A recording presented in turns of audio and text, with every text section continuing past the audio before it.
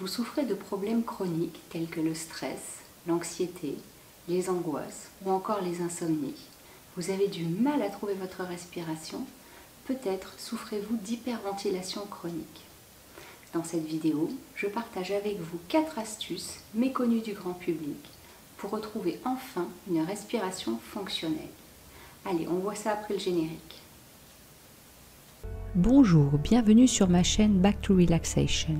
Je vous invite à vous abonner et à télécharger le pack gratuit Comment apaiser votre cerveau en 5 minutes lorsqu'il tourne en boucle sur un même sujet.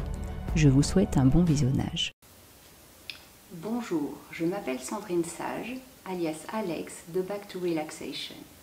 Je suis sophrologue RNCP, praticienne en EFT et intervenante en cohérence cardiaque. J'aide les femmes et les hommes qui ont décidé de se renforcer face aux différents stress du quotidien, à se reconnecter à leur plein potentiel.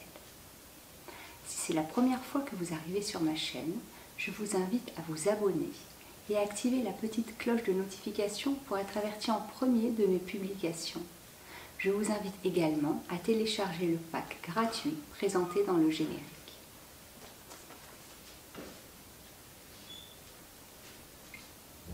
Qu'est-ce que l'hyperventilation chronique? En fait, vous avez du mal à trouver votre air, vous respirez mal et vous avez l'impression de toujours manquer d'air. Vous avez en fait une respiration qui n'est pas fonctionnelle. L'hyperventilation chronique, en fait, s'oppose à l'hyperventilation aiguë, que vous pouvez ressentir peut-être dans des moments de crise d'angoisse. Cette hyperventilation chronique, ou aussi appelée silencieuse, en fait, touche toutes les personnes. Et je dirais que finalement, elle touche toutes les personnes qui souffrent de problèmes chroniques, tels que le stress, l'anxiété, les angoisses, les insomnies, mais aussi par exemple l'asthme ou encore les apnées du sommeil, mais également d'autres pathologies chroniques. Donc en fait, le mécanisme est le suivant. Vous inspirez beaucoup trop de volume d'air par rapport à vos besoins. Donc en fait, plus vous allez inspirer d'air, plus votre corps va en demander. Donc plus le CO2 dans vos poumons, dans votre sang et dans vos cellules va se raréfier, ce qui finalement va asphyxier vos cellules. On l'avait déjà vu dans la vidéo précédente sur les crises d'angoisse pour l'hyperventilation aiguë. Là, c'est exactement la même chose pour l'hyperventilation chronique et silencieuse, à part que vous hyperventilez, mais là, vous ne vous en rendez même pas compte. C'est dans vos tâches en fait du quotidien. Donc forcément, vous allez vous sentir beaucoup plus stressé, vous allez avoir moins d'énergie. Le fait que vos cellules soient moins oxygénées par l'inspiration de trop grand volume d'air va créer donc un stress et une sensation d'agitation interne. Ça va avoir aussi un effet de constriction de vos vaisseaux sanguins et finalement vos cellules ne vont pas être oxygénées comme il le faut. Donc comment est-ce que ça se manifeste l'hyperventilation silencieuse? Vous allez respirer du thorax, vous allez respirer vite sans vous en rendre compte. Parfois, mais ce n'est pas systématique, votre respiration est bruyante. Les personnes ou la personne qui est à côté de vous va pouvoir entendre votre respiration. Et dans les cas, je dirais, les plus sévères, vous respirez uniquement par la bouche. Il y a aussi une autre manifestation, c'est qu'en fait, vous allez avoir des soupirs, vous soupirez régulièrement, ou alors vous allez bâiller régulièrement. Et ça va avoir en fait l'effet de vous faire inspirer beaucoup trop d'air. Donc on est encore une fois de plus dans l'inspiration de gros volume d'air, en fait, de trop gros volume d'air. Le diaphragme en fait va se bloquer. Et puis vous allez avoir cette sensation de vouloir respirer à fond, mais vous n'y arrivez pas. J'en vois beaucoup sur les réseaux sociaux qui disent « mais j'ai la respiration bloquée, comment faire ?» Donc en fait, quand vous êtes dans ce cercle vicieux, vous essayez de respirer encore plus fort, mais vous n'y arrivez pas et en fait vous nourrissez ce cercle vicieux, vous bloquez encore plus votre respiration. Et c'est là que vous avez vraiment l'impression de manquer d'air.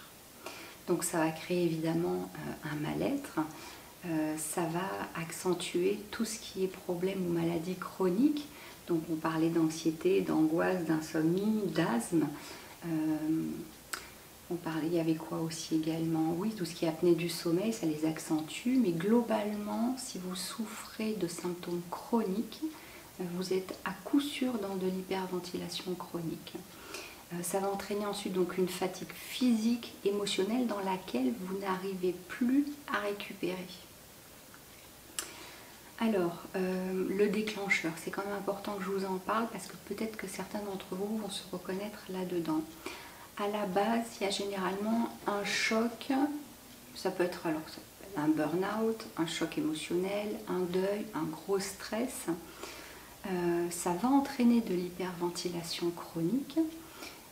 Et après, vos problèmes de santé chronique vont finalement se déclarer selon votre terrain, selon votre hérédité. Donc ça peut varier, les réactions peuvent varier selon forcément les individus.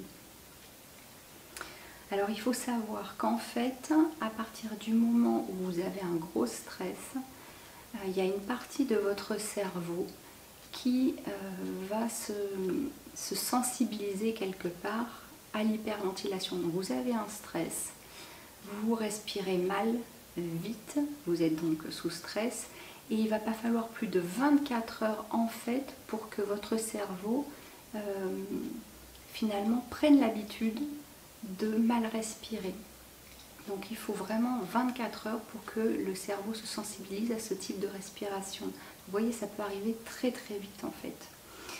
C'est tout simplement la neuroplasticité du cerveau, c'est cette capacité qu'a le cerveau à se modifier selon les événements. Là, 24 heures de mauvaise respiration, et là, il enclenche sur une habitude d'hyperventilation. Donc finalement, le problème, ça va plus être le stress, mais ça va être la structure de votre respiration qui va se modifier. Et ça, on le retrouve énormément dans les personnes, par exemple, qui souffrent d'un problème déclenché par un stress, qui sont en arrêt maladie. Et ces personnes, elles n'arrivent pas à se reposer, pourtant elles sont en arrêt, pourtant la source du stress est éloignée, mais étant donné que la structure de la respiration s'est modifiée dans le cerveau, elles vont continuer à être en hyperventilation chronique, donc à s'asphyxier et donc à se sentir mal. Oui, ça c'est important aussi. Il y a un type de personnalité qui est sujette à l'hyperventilation chronique. Donc c'est surtout les personnes en fait perfectionnistes qui ont tendance à mettre un niveau d'exigence élevé, donc elles se mettent finalement la pression, elles sont assez critiques envers elles-mêmes, et donc du coup tout ça, ça entretient, si vous voulez, un terrain stressant qui va favoriser forcément l'hyperventilation. Et quand on leur parle ou quand on les voit sur les réseaux sociaux, généralement ces personnes forcément sont énervées par les conséquences de l'hyperventilation, donc elles vont se plaindre de vertiges, parfois de nausées, d'oppression dans la poitrine, ça les agace et finalement ça aggrave leurs symptômes. Donc on va en arriver aux astuces. Je vais vous proposer 2 astuces pour savoir si vous faites réellement de l'hyperventilation chronique. Comment savoir? Donc je vais vous donner 2 astuces et ensuite 2 autres astuces pour corriger cette respiration non fonctionnelle et retrouver une respiration fonctionnelle. Donc pour la première astuce, je vous propose tout simplement de savoir si vous êtes en hyperventilation chronique ou silencieuse. Donc je vous propose de faire le test de Nijmegen qu'on trouve facilement sur internet. Je vous mets le lien sous la vidéo pour ce test. C'est un test en fait où on va vous poser des questions. Est-ce que vous souffrez de vertige, d'oppression thoracique? Est-ce que vous avez la sensation d'être détaché de la réalité? Enfin, il y a plein de critères assez impressionnants auxquels on ne pense pas forcément pour l'hyperventilation. Il y a aussi les ballonnements, les fourmillements. En fait, tous les symptômes dont vous souffrez, si vous connaissez les crises d'angoisse, ce sont les mêmes, mais finalement au quotidien, de manière latente en fait. Donc si vous avez un score dans ce test entre 23 et 64, vous souffrez du syndrome d'hyperventilation chronique ou silencieuse. Alors faites ce test à différents moments de votre semaine ou du mois et vous verrez que vos résultats seront forcément différents selon si vous vous sentez stressé ou pas. Vous verrez, c'est très très révélateur. Donc ça, je pense que ça va bien vous aider. Deuxième test, pour savoir si vous en souffrez, je vous propose d'évaluer si votre respiration en fait est fonctionnelle. Donc le test consiste au réveil. Vous allez vous asseoir sur le bord de votre lit. Vous allez observer vos inspirations, expirations. Vous mettez votre téléphone portable devant vous avec un chronomètre. Vous prenez une inspiration normale, vous faites une expiration normale et quand vous avez fini d'expirer à poumon vide, vous déclenchez le chronomètre, vous vous bouchez le nez et vous allez compter combien de temps vous tenez poumon vide sans avoir pris une grosse inspiration avant. Inspiration normale, expiration normale, vous bouchez le nez. Alors, vous allez arrêter le chronomètre, pas quand vous êtes les joues énormes, rouges et que vous allez exploser, que en vous débouchant le nez, vous êtes essoufflé. Surtout pas, le test sera faussé. Ce qu'il faut, c'est arrêter le chronomètre à partir du moment où vous avez les premiers signes d'appel d'air. Vous allez sentir au niveau de la trachée une sorte de contraction, votre corps va demander de l'air. Donc à partir de ce moment-là, vous vous débouchez le nez, vous arrêtez le chronomètre. Vous ne devez pas être essoufflé. Si vous respectez toutes ces conditions, vous allez avoir en fait un score en secondes à poumon vide qui va vous donner, qui va vous dire finalement si votre respiration est fonctionnelle ou pas. Donc, si votre score est inférieur à 25 secondes, c'est que vous avez une respiration qui est non fonctionnelle. Vous inspirez beaucoup trop de volume d'air par rapport à ce dont vous avez besoin. Si votre respiration, votre score à poumon vide est supérieur à 25 secondes, c'est que votre respiration est fonctionnelle et que vous prenez les volumes d'air, vous inspirez finalement les volumes d'air, juste les volumes d'air dont vous avez besoin. Sachez qu'en Europe, la moyenne de rétention d'air poumon vide est à 20 secondes.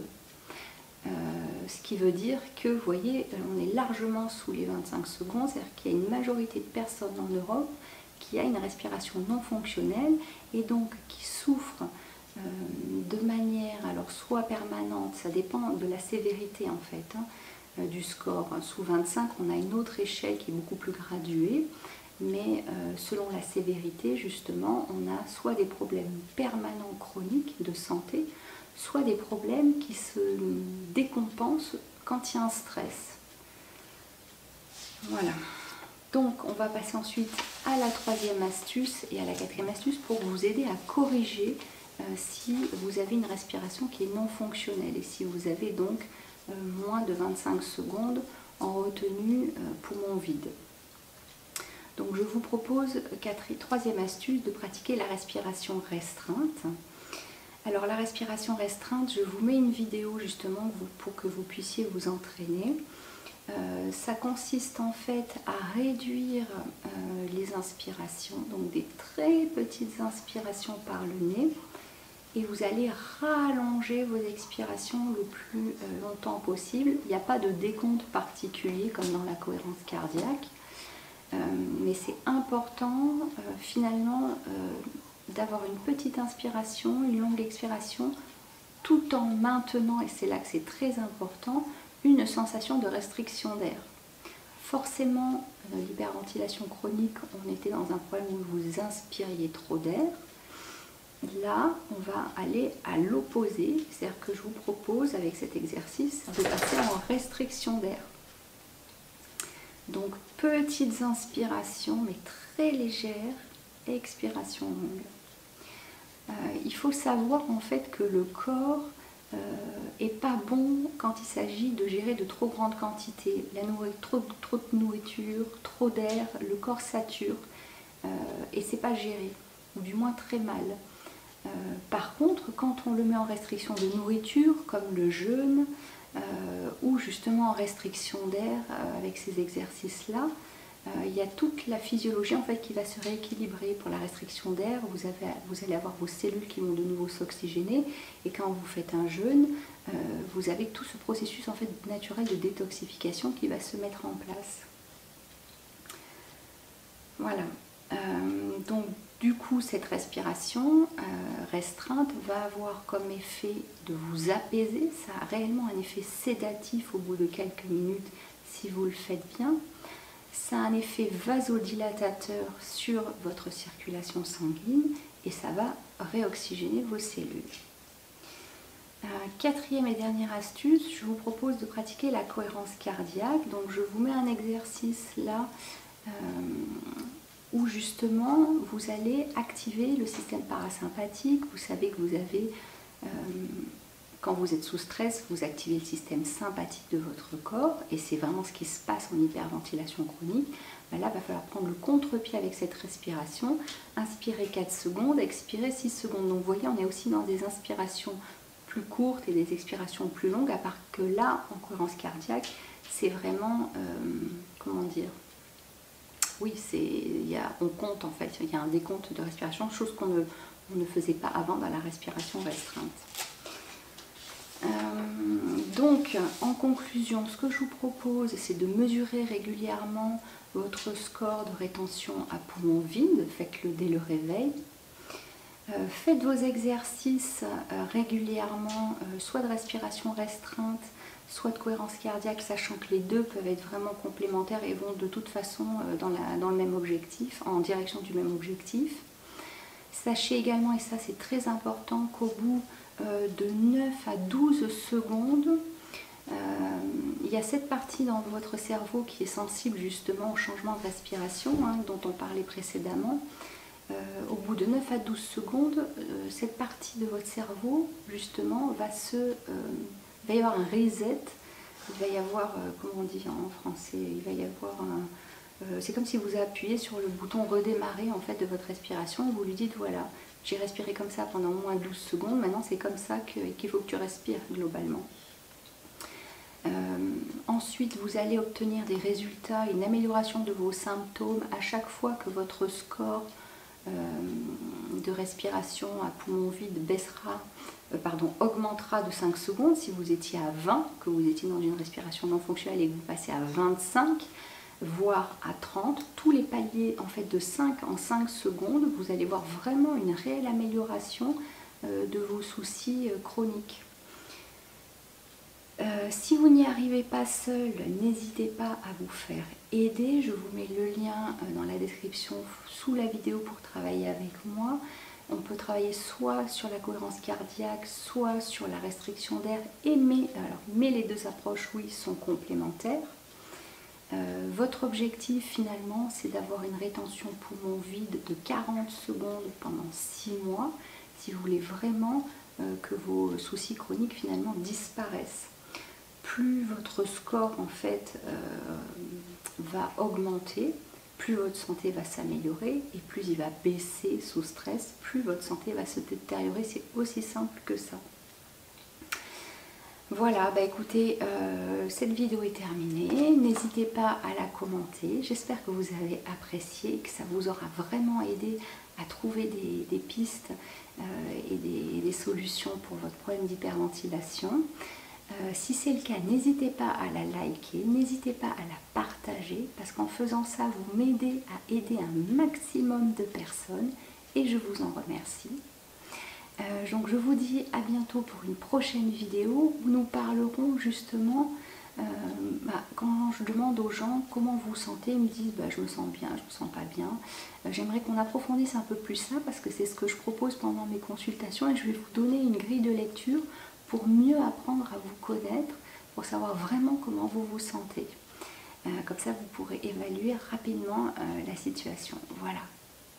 À bientôt et merci. Au revoir.